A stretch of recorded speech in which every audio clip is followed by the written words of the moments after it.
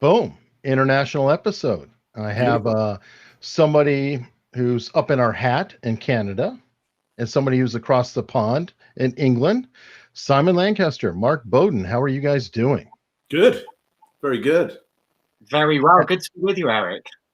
It's great to have you. And I'm tickled pink because I love doing body language and things like that, but I feel like we can depart a little bit and talk about some of the other things that you guys do, which is essentially help, shall we say, the New World Order control our lives. So we'll start off with that. That always gets me into trouble. The moment you mention like New World Orders and anything like that, like I'm descended upon by YouTube and the rest of them saying I'm in the pay of the global elite, and I never see the money. Always get the pushback. I know. I used to believe in the Illuminati, and then I saw my name on a list of the Illuminati. If you Google Simon Lancaster Illuminati, you will see me on a list, and so I don't believe in them anymore. It put me off. No, if all the people that I've worked with who are world leaders are part of some, cabal, like nobody's ever told them. Like nobody has notified them of this, because my experience is they tend to be wandering around not quite knowing what to do. Yeah. If only it were that organized. I think there's definitely a gap in the market for someone to create a real Illuminati. Totally. We need the world order together.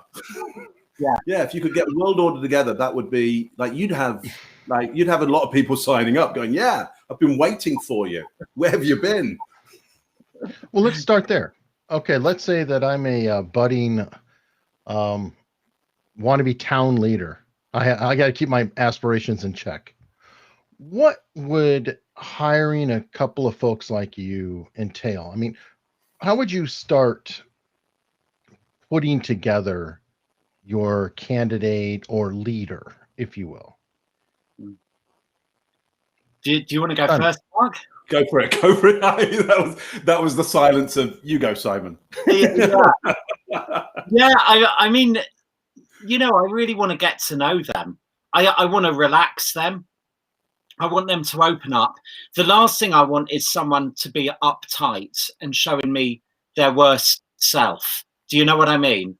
A lot of people will have all sorts of crap in their minds that they'll no doubt want to spill out. And my sense is, like Mark, you were saying about your purpose is to remind people to be alive. I really want to get to the core of who they are. Let's strip away all of the bullshit that they've built up over years and get back to basics. Who are you? Where do you come from? What's your life about? And this is actually true whether I'm writing for someone who's, in a kind of philanthropic role, a business role, or a political role. I want to get to the real core of who they are, strip away all of the bullshit. Are you trying to learn their voice and be able to kind of sort of get their spirit to inhabit you after a fashion? Yeah, absolutely. So a bit of that. Yeah, I'm trying to find out who they really are, first and foremost. So what's their worldview? When they think about things, what's the first thing that comes into their mind? If I'm writing a speech about climate change, say, which I've written dozens of speeches on over the years for various people. And if you say climate change to me, all of a sudden various things will start popping up in my mind. I'll start thinking about, the polar ice caps. I'll start thinking about the snow on the top of Mount Kilimanjaro. I'll start thinking about the floods in Norfolk. These are things which are personal to me, though. And the critical thing is right, we're writing a speech for climate change. What's your speech about climate change? And in a sense, I need to play the kind of, the blank idiot when I'm meeting with a client and shut down all of my previous thoughts, previous conceptions, and make myself like a real receptacle for them insofar as it's possible for anyone to do. Whenever anyone hears any word, instantly you get all of these associations. And I'm the same when I'm having a conversation with a client, and I need to kind of pull my own plug out and just let them talk and keep keep pulling from them, trying to find the great speech that lies within them, wherever that is. And you work both sides of the issue, though, right? I mean, one client may be saying, climate change is here now; it's a huge problem. Another one may be saying, no, this is exaggerated, and there are other things that we can tackle first. Yeah, we don't have so many people in the latter in the UK, to be honest. I've written for anyone who's you hear we'd call a climate change denier, but certainly I've written for people on the both sides of a multitude of issues, not least from making the leap from writing speeches within government, where we were doing things like tackling smoking, tackling obesity, tackling alcohol, and then going off to the private sector, where I promptly started writing speeches for a whole load of booze and fags, basically. I don't know why. They are kind of my natural instincts, maybe. Well, you adapt to it. What was it? Janine Driver talks about she worked for ATF, so all of her job qualifications were in the title. Alcohol, tobacco, and firearms. Nice. So, Mark, while Simon's prepping his speech, you're handed a lump of clay that you're going to turn into a dynamic machine. Yeah. So I guess start with. I guess the difference is, the similarity is, I'm going in as a blank idiot and being curious and kind of naive and going, I don't understand what you're trying to do here and who you're trying to talk to. And what I love about hearing, I'm only here to hear Simon talk because I love being around Simon. I love, but you got to watch out for him because he's shifty, because he's already laid down an Apple metaphor in using the idea of getting to the core of people. So you got to watch him. You got to watch him. He'll be laying these down all over the place.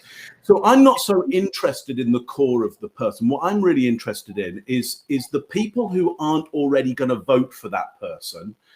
What do they need to see in order to lay their vote? Like, what needs to happen for their brain to go, you know what? That's the one I was looking for. And so I'm not so interested in who they are at this point. I'm interested, first of all, in like, who are we trying to talk to? What do they need to see? And then I'm going, how much of that is you? Like, have you got some of that? If you haven't got any of that, then like, okay, this is going to be tricky, but we can still do it. But essentially now we're lying. So if we're lying, we've now got to know that lying is for the lazy. We're going to get caught out eventually. And are you ready to pay the price of getting caught out? It may not happen. You may you may be prime minister by then, but later down the line, it's going to be, or you may be town councillor or the mayor, but later down the line, people go, that wasn't true, was it? And you'll have to go, yeah, you're right. You got me. And you have to pay the price. But chances are it may be a little aspect of you, and so a little facet. And so we're trying to make that facet brighter, amplify it, just really. And we don't care about it. I don't care about anybody else. Like, I work with leaders all the time, and their base will often go, we hate what you've done to this leader. And I'm like, I don't care. You're going to vote for a squid if we'd have put it there, or a pat of butter. We used to say back in the day, somebody saying that you'd vote for a tub of lard if it was put there, because so I'm interested in, what do the people need to see who aren't going to vote for you? What do they need to see to lean them over there? So that's where I'm at. Pelosi actually drew that comparison in AOC's district. Nancy Pelosi said that she doesn't have anything to worry about. A glass of water could run as blue and they'll get elected. Absolutely. Yeah, it's true. It's totally true. So you don't need to, you're not singing to the choir on the whole. If you're trying to win an election that you wouldn't have won anyway. I mean, there's some cases where it's like, I don't even know why I'm here. You're going to win anyway. It doesn't make any difference. Just carry on doing it. Carry on doing what you're doing. Well, could it be for the influence within? I mean, yeah, sure. They're trying to win the election, but then how do you build a coalition? How do you get people to actually do what you want? Take, for example, the current president. Does the Senate listen to him all the time? Does most of his cabinet? No, not really. So Yeah, I there is mean, a factor. I'm in currently a situation where I got a client who just won the leadership. And so, they were talking to their party. And You now, are working for Biden. Admit it. No, no. So they've just won their leadership race. And so, but now they've got to win the country. Now it's a very different aspect of them that needs to show up for the country rather than the party. The party have given their vote, like they can't go back now. Right. Now it's what do the country need to see in order to get a win. Okay, so like the State of the Union, like whoever gets elected, obviously half the country or nearly half the country did not vote for them. Yeah. You could help them maybe bridge that gap or soften the wounds maybe for the other I side. think that's more in Simon's. I think that's more in Simon's area. Is it? I would say. Yeah. Tell me about that, Simon. Yeah, I think at that point it's really like, I can help them deliver a speech really well. But as Simon said a bunch of times, I've heard him say, look, if the speech is really good, like they just need to stand there and do the speech well. And they shouldn't be under too much stress and pressure because they've already got the job. Like they're already in charge. Now it's like, who can I bring over to my side? My feeling there would be is the words are going to take them there. And if they believe in the words, they're going to be there. They're not under the same stress and pressures they are when they could really win or lose. Like my work is really done when somebody could win big or lose massively. I would suggest. Anyway, what do you think, Simon? I mean, what's your? So here, what I think, if you're talking politics, then I think you have the people that will vote for the glass of water with the tub of lard, whatever, on either side. And here in the UK, that is 30%. Can guarantee 30%. They could put up a flipping Toblerone bar and it would get 30%. Likewise, the Conservatives could get 30%, and there have been elections indeed. So Gordon Brown, 30%, Ed Miliband, 30%. These were useless leaders. They didn't win anyone at all over. And then, on the Tory side, when have the Tories ever hit 30%? Actually, I think maybe they were closer to that, maybe 33% under William Hague. And so those two extremes. And so the whole battleground is in the middle.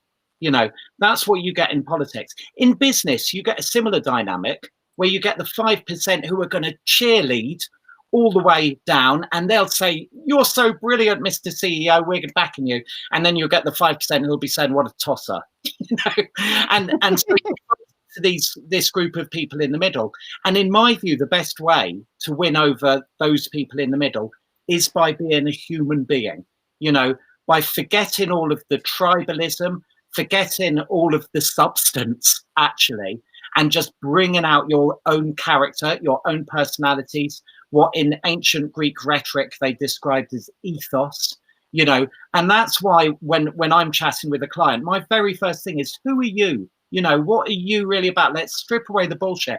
Because if they tell me a really good story about, where they grew up, how they got into the job, some tough situation they dealt with in their life, then that for me is gold. That's what will then win over all of those, that critical middle. I need a term for that, the difficult middle.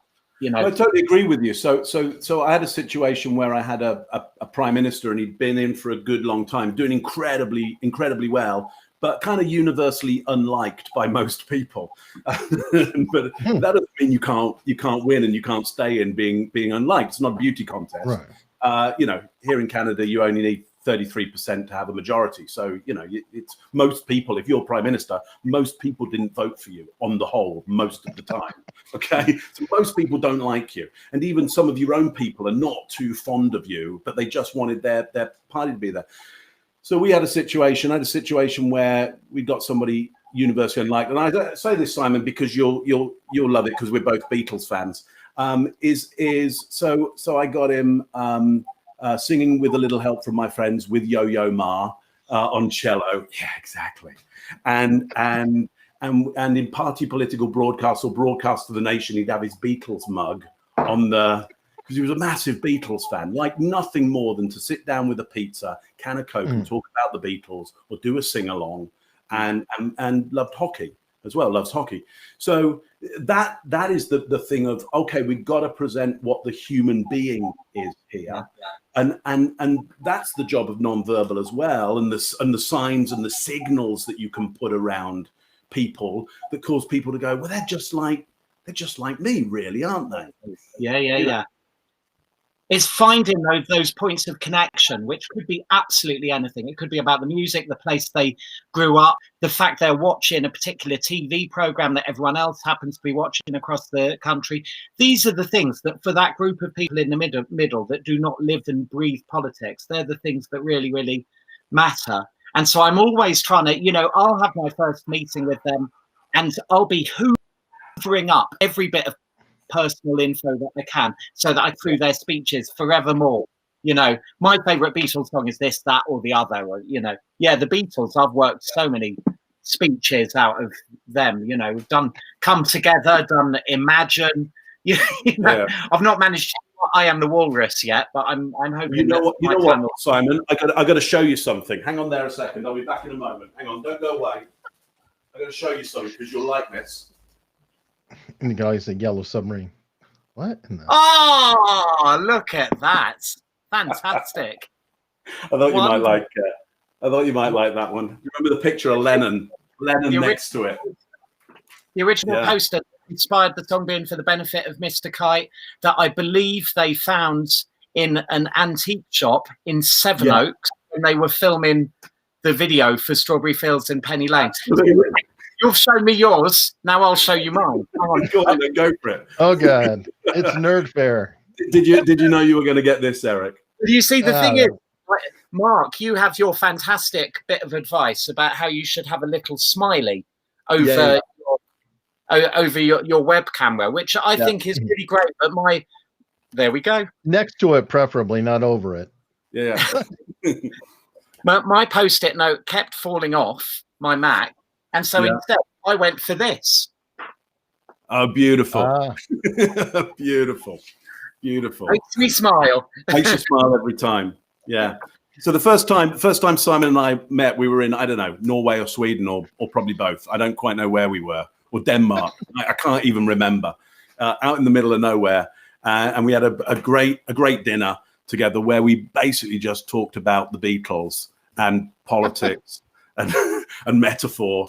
It was a fascinating, great time. So as I say, I'm only here to listen to Simon. Perfect. And what you described seems like a lot of what we have in America, with the whole thing of which person would you want to have a beer with? Mm-hmm. And ultimately, presidentially, that's usually the one who wins. I mean, if you look at most of the candidates who have come through, who seems more personal, like George W. is a great example, I think, of, not necessarily the brightest guy in the world, but probably more fun to hang out with than Al Gore, if you just take still shots, or John Kerry, for example. And then most people think that, well, McCain might have been okay to tip back with, Obama had the cool factor. I thought Bush was amazing. One of the things that I loved about Bush, non-verbally, was he would literally hang out on the lectern in the White House, and I think sometimes he had cowboy boots on as well, or I just imagine he did, because he just seemed to hang out on the side of it, going, "I'm just hanging out, being president, just like you'd be president. I'm doing the things that you'd be doing." Just doing it your way, my way. Like, I thought that was brilliant. In all these cases, when we say what we like about politicians, you get a bunch of people going, "Oh, well, you must really agree with them." And it's like, no, I'm just saying what I like about what they were doing and how it resonated with some but not all people. And I'm pretty indifferent about I'm not indifferent about the politics. I just don't bother with any Publicly, any of that. I thought one of the devastatingly successful ads that the Biden camp came up with was the one saying that Trump is the first president in however long not to have a dog in the White House. That's a clever idea. I remember seeing that, and it got like 8 million views, which for a Biden video was like absolutely phenomenal. It's just that kind of thing. Oh, he's got a dog, got a good thing. Here in the UK, we have the same thing with Boris Johnson. Boris Johnson has that brilliant, personal touch, the common touch. He just looks like a man of the people in a way that his predecessor, God bless her soul, Theresa May, who was probably a far more worthy, morally grounded kind of individual, but she just didn't. You absolutely would not have wanted to have her around for a cup of tea. She just made you feel awkward. She put you on edge every time that you saw her. It was like watching someone falling apart, whereas Boris oozes that confidence. He always has a laugh, and when he was doing his election videos, and he did this one, which was a little chat camera, and it was like, how do you spend your day, Boris? Well, the first thing I do every day is I take the dog out to do his business in the garden at number 10. And it's just like all of us have got 10 across Britain going, you too? Yeah, it's genius. It's genius. Let me jump to the questions because I'm hijacking you both and you're hijacking each other. Miranda Jones has a question from Mark. How long on average do you spend with a client to prep them for a public appearance / speech? Depends on the client. If we're talking specifically here about somebody who may well be or is looking for, like top leadership, let's say a top politician, very little time, because they're just short of time. And that's even, you can be kept waiting for days and then it be put off. And then suddenly it's like, okay, you've got your half an hour window to go. And so you're kind of going in there and going, okay, so here's the only thing you're going to concentrate on. And you're just going to do this. And you're giving them 1, 2, maximum 3 things to go, just focus on this, say the words as they have been written and get the hell off, get on, get off, do this. If it's a business client, I could have way longer. I could have, I don't know, I could have half a day, or I could have, some hour sessions over time. But somebody at a ministerial level, I'm getting some people at the business moment. Client, would you maybe follow them around or tour with them to kind of just watch them interact? I wouldn't on the whole, because I can see them on the I can see what they're doing. I can be with them all day, every day now anyway. And I'm more concerned about it's through this. That's how they're going to get the public on the whole now. Look, if it was a counselor, it's like go up and down the street, throw a party, shake hands, let people know that you're going to sort out bin day and parking. And then, renege on that when you actually get hired. But a top politician, on the whole, we can see them, working. What about you, Simon? How long will you spend with them? My experience is exactly the same as yours. So many political speeches are so damn shit. the preparation time is so limited. I've written speeches for one of the party leaders here in UK for the last couple of general elections, and every time it was kind of like, can you do us something in the next hour and a half? And it's like, I can do it. I'm not sure it's going to be any good, but there you go. Whereas with business people, you'll get ages to prepare, and so it gets so much better, and they give you the time. I mean, at CEO level as well, with CEOs of some of the biggest companies, and one of my CEOs who I love dearly. I remember your question, Eric, about whether you'll go around and do stuff with them. I remember one of my CEOs that I still write for today. He was brilliant. As soon as I came in to help him with his speeches, he said, "Oh, I'm doing this thing next week where I'm going out and I'm seeing all these different parts of the business. Why don't you come and hang out with me?" And I did, and we sat in the car together. We went to all of these places. he was so enthusiastic. He was such a good listener. He gave off such great energy to all of the employees of the company when he was speaking to him. And I don't think I needed to see him again for like another 2 years after that, because I've just got all of these great stories. Yeah. I knew his voice, you know, and obviously the better access you have, the more contact you have with them, the better able you are to serve them. Yeah, I've literally been down a gold mine with a CEO of a gold mining company. Literally said, okay, you gotta, before we start working together, you gotta see what I'm doing here. You gotta see what I'm doing here. So we fly out up to, I think it was Timmins or something like that. So way up north. I buy a whole bunch of clothing so I don't freeze to death. And we go down into the bowels of the earth. Yeah. Where and you know, I'm laying, they're getting me to lay, you know, explosives in the thing, and basically I go, oh, I get it, you're basically just blowing shit up, crushing it, passing chemicals through it, coming out with gold bars at the other edge. Yeah, it's like we're digging in the ground. We're digging in the ground, and the difference between what I think the amount of gold is in there and how much is actually in there and the price of gold at the time, like that's the risk that I'm managing right now. So I totally get it, you know. But to have that with somebody who is a prime minister isn't going to say, so come with me into the meeting with, you know, Putin and sit down next to me and let's kind of work out, you know, have a see what it's like. It's like, no, I'm going to guess what that's like, or you're going to tell me. I'm not going to see it on the whole. Simon, when you don't have the time to prep, I don't know why it popped in my head, but do you ever treat speeches like obituaries? Like, you know how they have obituaries written up for everybody? They're like, okay, they're getting up there. You know, Keith Richards, I'm sure there's been a little bit written on him for at least 10, 15 years by now. Just, you know, everybody's just waiting. Oh, how's it going? And you just update it a little bit as you go. Do you ever do that with speeches ahead of time, knowing you don't have a lot of time? You're like, okay, well, here's the climate speech, here's this speech, here's that speech, and you can kind of cobble together for them? Not so much. I mean, I have like a whole heap of different stories and arguments, templates for speeches, you know, gags as well, that are kind of, you know, are slushing around my brain at any time and are stuck in various Word documents that are hideously badly organized on my computer. And then, you know, when I get the go ahead from someone to actually write a speech, or we've got the idea, we're clear what the speech is going to say, then a lot of those things will just kind of, they'll pop up. You know, or almost like, you know, the whack a frog thing.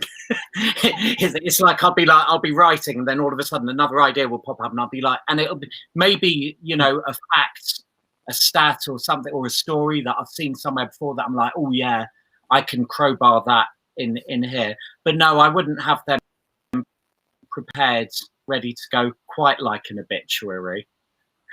Because it might be the death of my clients. Okay. If I know, who knows? I didn't say to write their obituaries. All right. John Paxton has a really good question. Are the clients there because they want to be, or because those around them insist they do so? And this is great for both of you, because I imagine you've been on both ends of that. Yeah. Well, let me answer that quickly. So my experience is, yeah, in politics, they have been told they need some help. Okay, in my experience, like, you got to get help. You know, we want you to win. We're backing you. You're going to win, and you're going to take this help. So what tends to happen is I've got about a window of about 3 minutes when I walk into that room to convince that person that it's going to be okay, and I'm going to help them win, and this is going to be great, because on the whole, they don't want to change at that point. They think they are good enough, or they think there are other reasons why they're going to win, which is often true, you know, or part of it. But yeah, I usually have about a 3 minute window to convince them that we're going to go ahead with this. How do you start, or is that trade secret? I usually drop other names. No, that works. So you say I worked with such and such, and it's a person that they know and respect. They know, like they're not like they'll have been told, you know, this is the guy who did X, Y, Z. Like they'll know there's some pedigree, but all the same, like they've got to know that you're going to treat them, that you're not going to hurt them. These are thoroughbred racehorses, and you cannot spook them. So because they're jittery. So and so yeah, you've got you help them understand that they're part of a great group of people who are winners, and they're going to be a winner as well. And that's and mainly, what I'm mainly to say to them is I'm there for them. I'm not there for the party. I'm not there for I'm there for them, and I only care about them, and I want them to get what they want. That's my take. What about you, Simon? Yeah, I don't think I've ever had someone who was really reluctant or unwilling. They've always been very cooperative. I can, however, think of a few clients who have been a little bit anxious about what a speechwriter might do, and so I try to put their anxieties to rest as far as possible. So, sometimes it's anticipating them. Sometimes we actually talk about it directly. I make it clear, much like you were saying, Mark, I'm here to help you come up with the best speech that you can possibly give. Because I think that the big fear that they have is you're going to try and stuff words into my mouth. You're going to try and make me sound like Obama, or make me sound like a 19th century lawyer. You're going to take away the essence of who I am. And I make it clear to them, no, my job is to find the essence of who you really are. What is your voice? What are your best stories? Let's take you at your very best and put that person up at the podium. So very, very client focused. I think there are some speechwriters in the business who can be a little bit like, I know better than you. Trust me. If you read this joke out, people are going to laugh. And then they kind of read it out. They feel awkward while they're reading it out. And the whole audience picks up on that awkwardness. And it's an excruciating moment for everyone. I've never taken that view. My view is always, I'm like a supermarket worker. The customer always knows best. The customer is always right, and so even if they're not right, I make them feel that they are. Are you trying to be invisible? Like, I'd worry about speechwriters that are so in love with their own words that they're like the Aaron Sorkin of speech writing, and anybody who uttered their words, you'd be like, oh, such and such wrote that, I can tell. Yeah. Is your goal to be transparent? Writers like that will not last. And I can think of a number of people in the UK who are brilliant writers, who are very, very well-known columnists, authors, who have the most incredible voices, but sometimes their own voice is so strong and their conviction that their writing is the best writing is so strong that they literally can't put themselves into someone else's shoes. They can't capture, a voice that is less than theirs. Whereas my thing is always like, I want to hear your stories. Talk to me honestly like you are. I'm basically an overpaid dictation machine. That's what I am. That is, I'm sitting there and I'm recording the stuff. I use transcription software. I'll sharpen it up a bit, put a few full stops in, and then, there's your speech. Thank you very much. There's a bit more to it than that. A dictation machine that takes what you said, adds in a few Beatles lyrics, and then sends you a large invoice. That's Simon. You just got found out. All right. It's a modern invoice. What would you generally think or tend to think of someone who, when answering questions or making statements in an interview, continually looks up and to their right when answering? Oh, this is a body language. Greg's not here. No. Yeah, I wouldn't think any of it. I mean, number one, like here's what I always want to know. Think of someone, like let's pick someone. like let's pick someone because Because if we can pick somebody important enough, it might be worth investigating what it might mean if that someone looks up to the right at a certain point in what they're saying. I might be interested in thinking about it. As a generalization, I have no care about what generally somebody might be thinking at some point in history of their history. If they look up to the right, it's not to be, downplay the question, but it's kind of arbitrary. I am interested if you go, okay, let's pick somebody. let's look at what they're saying. Let's look at where their eyes go. And then let's baseline that and go, why did they look up and to the left on that particular area of what they say? That could be interesting if it's a valuable enough outcome of finding out what that might mean. There you go. Perfect. This is for both of you. Have either Simon or Mark quit working with a client because they didn't like who the client was at their core once they got to know them a bit? You have? Wow. I want to hear this one. Dude, straight up there. Yeah, I had quite a surprising one, actually, a few years ago, where I was approached by one of the big tech companies to write some speeches. And I went to their office in London, and I'd done heaps of prep like you do when you've got a really good client, had looked up the person that I was being brought in to write for, watched some videos on YouTube, done lots of reading, went in absolutely so excited, full of enthusiasm, then met with the client, had just zero chemistry. I get on with most people, I don't think I'm a tricky person. When I went in, I've never had such little chemistry with a person before. And then as we spoke about the business's vision for the future, it was just doing my head in. And it was like the kind of dystopian tech future that you've seen on programs like Black Mirror. But I was sitting here being told that for real. And I was sitting there kind of like trying to contain myself and just asking like general questions and desperately trying to find a point of connection with the person I was supposed to be writing for, and getting absolutely nowhere. And then as I was leaving the building, I remember they showed me their latest product, which hadn't been launched yet, but which was coming out in a couple of months, gave me a preview of it. It didn't work. And then I left the building, and I still remember, because it was a big thing for me, actually, because it was a client I was so excited about. And I got into the car, and my wife called and said, "How did the meeting go?"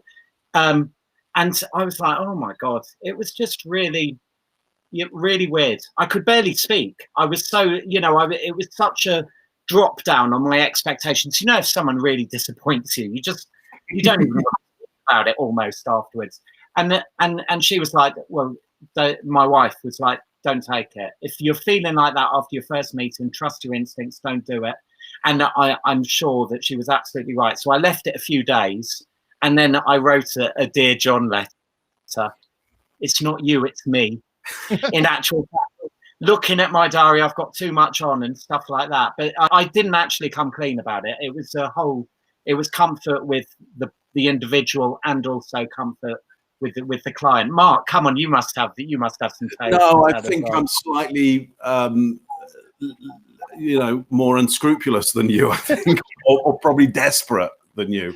So no. So I've sat through a bunch of deathly boring meetings with some deathly boring people and gone, I can work this one. So and I've worked with some people who you're kind of going, all right, I really need to open my mind to what they're trying to do here. I mean, Simon, one of my in fact, the first political client I had was Jimmy Goldsmith, Sir James Goldsmith. Oh, so wow. Yeah, exactly. So, that's for those of us in the States, who is that, and why are they, what are they known for? So Jimmy Goldsmith founded the Referendum Party, which is probably one of the instigators, way back of the Brexit that we have now, or certainly was a precursor of that. Why he was doing that is up for debate as to what he was actually trying to do. But he, at one point, I think he owned Allied Foods, was it? One of the, most powerful people on the planet, hung around with Aspinall, who ran a gambling den, and Sterling, who founded the SAS, and potentially was And part his of daughter, isn't it? His daughter's now married to Imran Khan, the Imran Khan, and of course his son is I guess still a conservative politician. I think, yeah. Anyway, and kind of legend.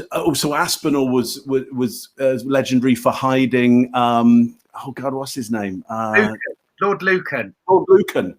And the legend is the Goldsmith and Aspinall and Sterling would be part of creating coup d'états in Africa, in that Goldsmith would put up the money, and then Sterling would leave some instructions in Wales for the SAS to have just a wander up the road, pick up a holiday ticket, off they'd fly to Africa, take something down, fly back again. Anyway, these are the legends. But Jimmy Goldsmith was going for trying to be seen as a bit more cuddly, a bit more friendly, in order to strip a few votes away from the Conservatives as a vendetta against Thatcher, as I took it at the time. But anyway, I mean, there's somebody who is a legendary kind of beast, and still I would sit there going, yeah, I think we can do something with this with this guy. There you go. But I mentioned his name because he's not about anymore. So I'm over with with any kind of discretion around Has there him. been anyone who's really surprised you? I'm just curious on that, because Simon, you mentioned somebody who just really disappointed you. Have you ever gone in with somebody you assumed that you wouldn't be able to stand who they are, what they're about, or anything else, and then really kind of got on with them and said, wow, I just totally got them wrong? Yeah. I mean, I think I can probably say, actually, the former CEO of Intercontinental Hotels, Richard Solomons, who was a lovely guy, who he stepped down as CEO, I think last year or the year before. But I wrote for him pretty much throughout his tenure as CEO. And he was an ex-finance director. He was an accountant. He was very, very commercially focused. He wasn't like the kind of inspiring, charismatic CEO. But I loved working with him because he was so open to ideas. And he was very open with me in our first meeting, saying, I'm a finance guy, I'm a money guy. I really need you to bring me ideas and be creative, basically. And boy, you give that kind of permission, it's fantastic. And he was so much fun. And we throughout the years, we played around with speeches and got a little bit more adventurous every year. And bear in mind, when someone comes into CEO position, having previously been FD, normally they're good at talking to PowerPoint slides. That's it. And they can point at a graph, they can read a load of numbers. And then, of course, being CEO is very, very different. You've got to tell some stories. You need to have good metaphors, good ideas, bring in props in, all of this kind of stuff. And he was great. I mean, he surpassed my expectations. I got, a really good relationship with him. Mark. Yeah, I think I've never had clients where I've thought they were going to be tedious and then they've amazed me that they aren't. I've always kind of gone in going, I think this is going to be okay. But there has been people who I thought they were going to be amazing and they turned out to be astonishing. Like one that comes to mind is a guy, Toby Lutz, who is the CEO of Shopify. And my expectation was, so this might be, quite an interesting mind. Because he's taken this thing from basically him making snowboards himself to thinking, well, what is Shopify now? I sitting in front and hearing him talk, it's genius. You just go, why didn't I think of that? That is so simple. And the moment you think like that, the whole world changes. You literally go, the whole world has just changed for me by what you just said. And it's so simple. why didn't I think of that? It's so simple. And you're like, let me pay you. What is going on in your head that all you did was say, well, the world works like this. And you go, you're right, it does. Why didn't I think of that? Actually, so I think Simon is a good example of that for me because in this book here, he puts down this like hierarchy of metaphors. Okay, and I think, is there like an image in here of the there is. Look, it's right here. It's right here. It's like it's on page. Look, it's on page. This is like his book is one of the best books I've read in the last decade. Just so you know. Anyway, this image here, right? When he talks about this image here, literally, I went, why didn't I think of that? Why didn't I? Like, that is so simple. And once you know that, you know how to layer up and use metaphors. And it's super powerful, just understanding what that image does. And I was like, that's just brilliant and so simple. So that's an example. And I thought I was just sitting down with Simon to have a drink and and a steak. we had right though, and I mean, I'm actually, I don't know whether you can see. I've got a little scotch here because I remember that, and that's just before any American viewers think this. Bit early for that, isn't it? Can I just explain it as well? Past the UK now, so this is just giving you the next few minutes. I join you, but I don't trust myself. I don't trust myself once I start drinking on live. Again, you're a better human being than I am. That you trust yourself on that. The second I hit finish, I'll be tipping a beer. Yeah. Well, on that note, I'm very curious because you both deal with politicians and CEOs, and I would break it down further because I think there's two types of CEOs. There is a managerial CEO and there's an entrepreneur.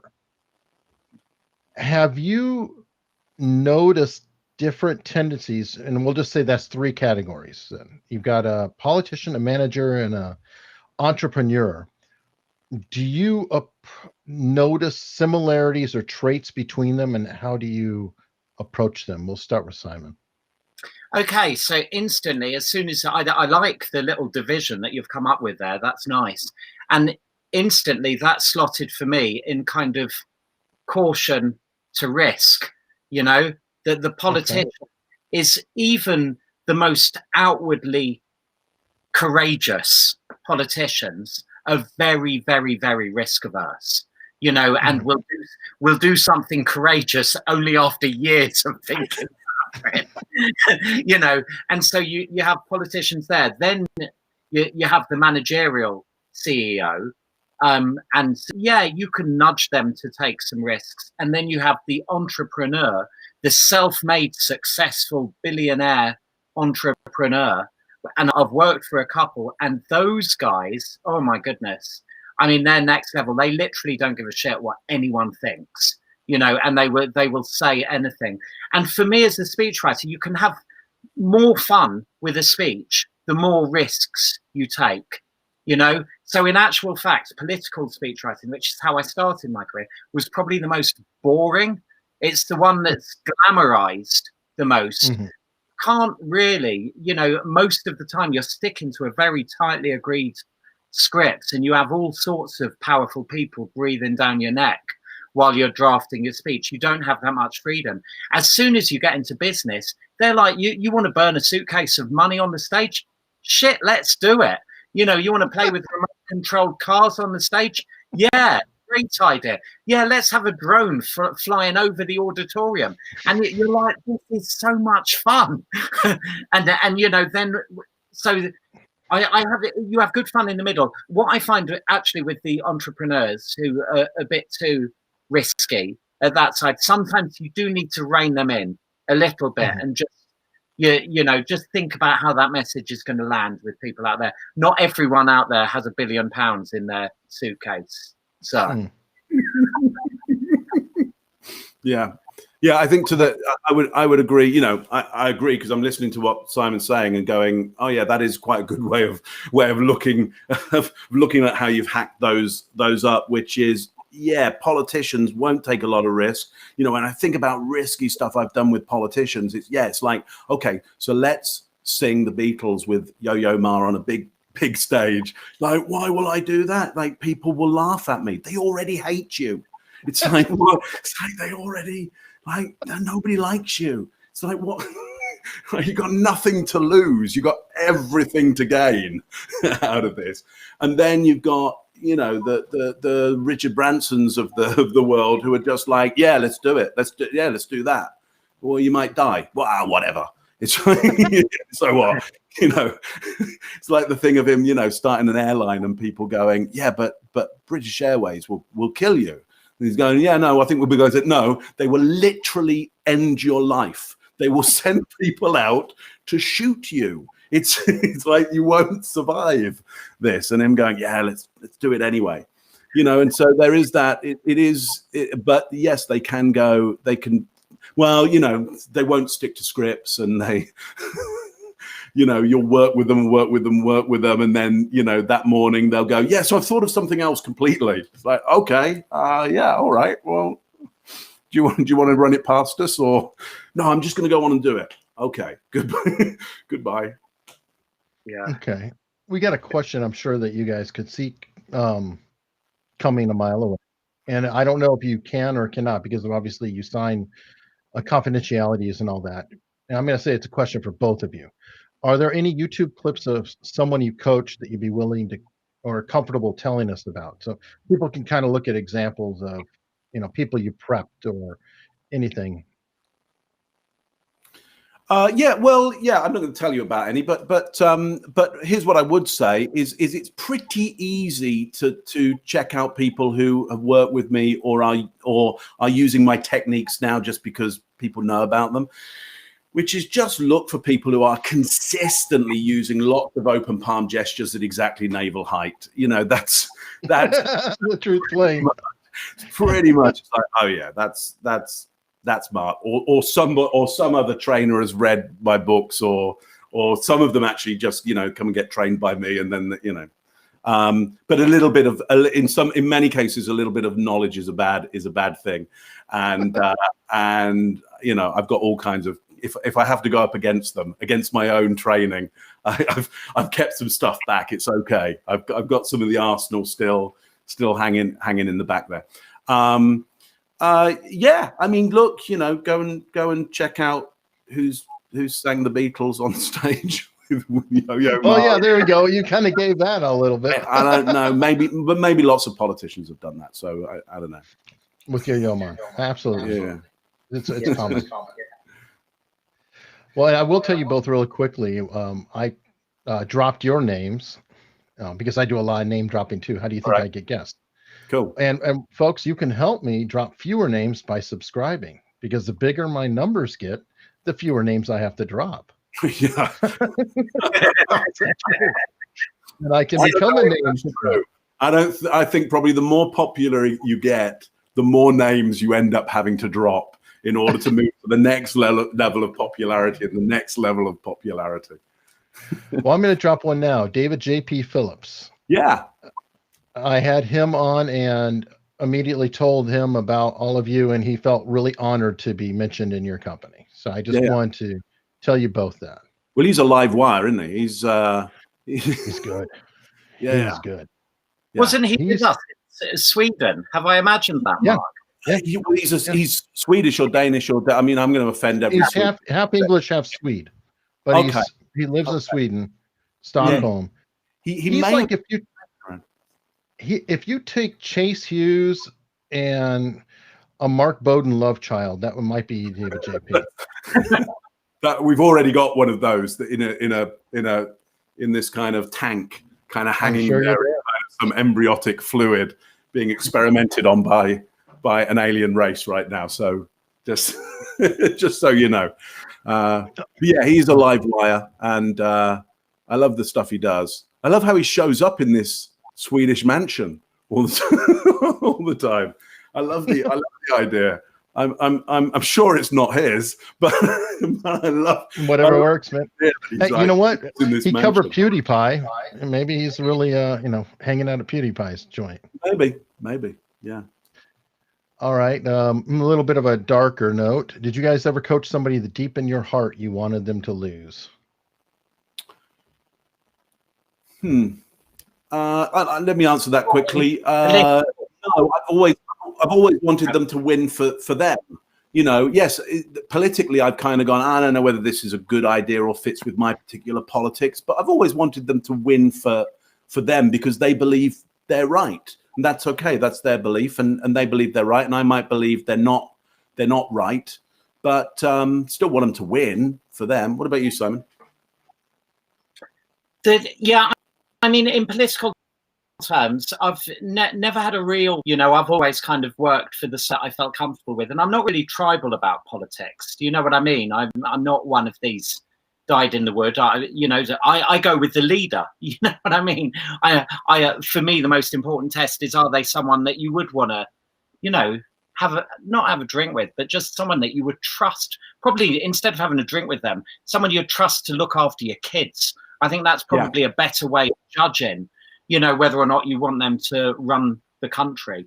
And so that for me has always been very, very important. The one time I got really uncomfortable was actually very early on in my speechwriting career, back in about 1993, 94, when I was, beg your pardon, 2003, 2004, when I was writing speeches for a Labour cabinet minister that was making speeches in favour of the war in Iraq, when I personally was really opposed to the war in Iraq.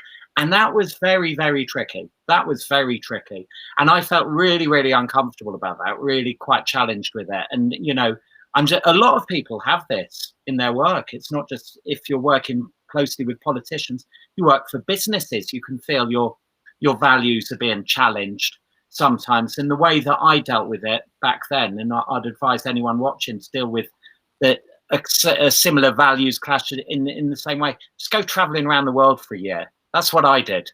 I went on holiday. It's very cheap to go backpacking. Literally, me and my wife, we just got round the world tickets, went around for a year, and then by the time we got back, the Iraq war was all blown over. Nicely done. Yeah. Now you can hold your hands up and go, "Well, my fault. I wasn't there. I wasn't there at the time." Yeah. There's a lot. Told you so. I know from that period who are like, it's like, we were there and we were writing and doing work and so you have some kind of moral responsibility for sure. In some cases, there was a lot of worry about legal responsibility around some of this stuff, and I know a lot of people kind of got out when I'm getting out of this. Don't want to be around to pick up any flack at the end of it. Yeah. I was the other day though.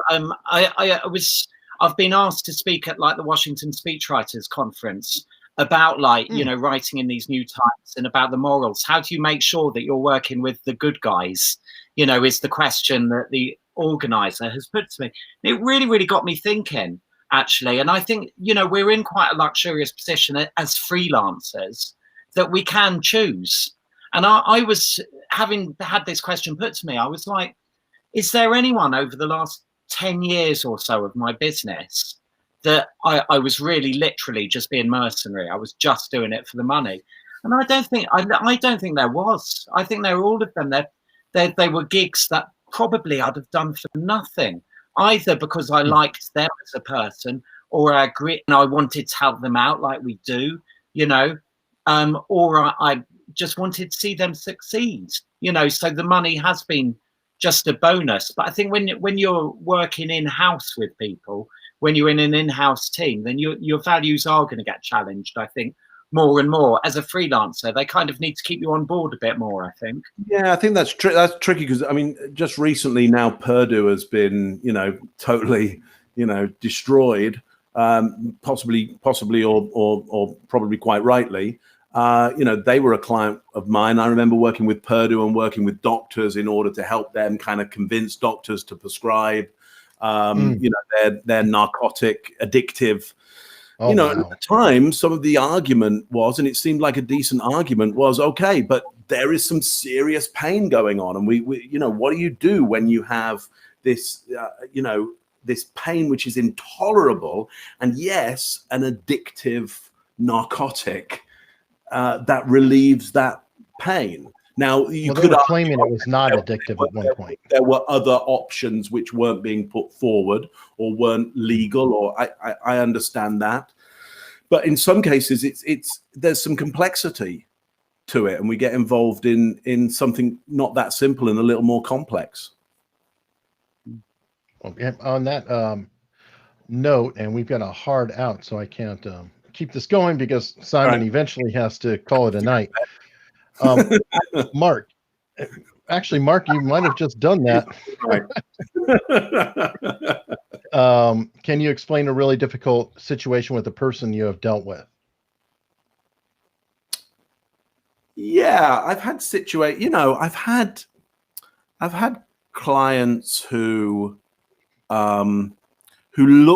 start to come across that they could be really tricky personalities, potentially quite dangerous personalities, and you have to kind of. I mean, I've worked with some relatively dangerous people. I've been strangled by clients. I mean, I've. Okay, no, that's called burying the lead. With their own go strangling me, and me going, yeah, you can stop now. You can stop now. I used so yeah. I've worked with some people who are difficult personalities. Back when I was training actors, I was training actors back in the day of Lock, Stock, and Two Smoking Barrels, when it was cool to have real villains in your film, and they'd give me these real East End villains and go, okay, teach that one how to act. And it was fascinating, but they were just dangerous nutters. I mean, psychopaths, known killers. Wow. Yeah. So yeah. And then I've looked into some people's eyes and I've gone, so I don't know whether you love me or you hate me. I just can't tell what's going on with you right now. There have been some tricky customers there. I don't know if you know this person or not, but they're definitely interested. I don't know if you can specify the most difficult situation with Emron. Specify they've paid you $5 for a. That's right. So I wanted to make sure that you. Well, I'm using a new tool. I'm not naming names and no, definitely not. Definitely not. Now, guys, this has been outstanding. I know we can keep going all night, but yeah, unfortunately we cannot. If but you we'll can have get to out another night of the week, his mum will let him out. His mum will let him off the estate, then yeah. Well, while we're trapped in quarantine, but folks, thank you so much. And everybody, if you like this kind of guest, please subscribe, because we never know when they might turn up again.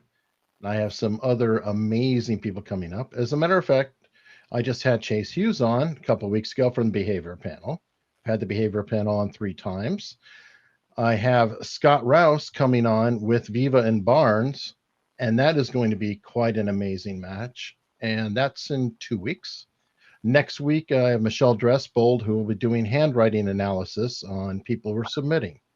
So if you like this kind of thing, please subscribe, tell a friend, and thank you so much.